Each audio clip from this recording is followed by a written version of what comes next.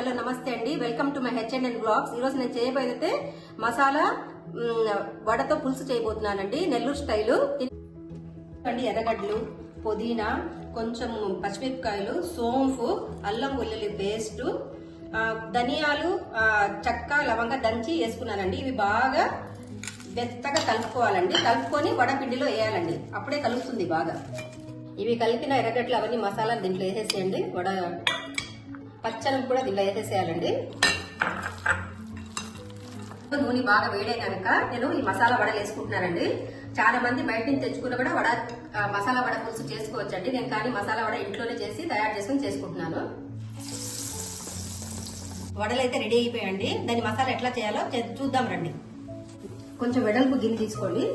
దాంట్లో ఆవాలు, జీలకర్ర, కరివేపాకు, గ్రీన్ చిల్లీ, ఆనియన్స్ కొంచెం మగ్గనిద్దాము. గ్రేవీ కోసము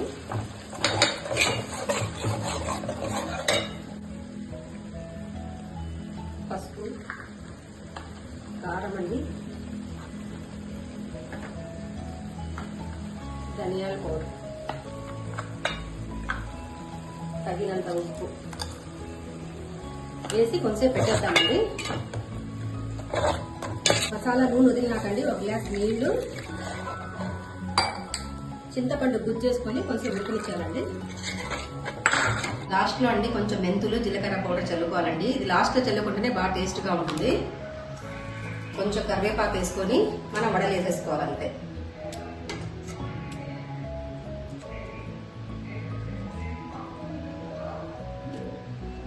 మన మసాలా వడల పులుసు తయారైపోయింది ఫ్రెండ్స్. వేడి వేడి అన్నంలో తింటే సూపర్ గా ఉంటుంది. మీరు ఒకసారి ట్రై చేయండి.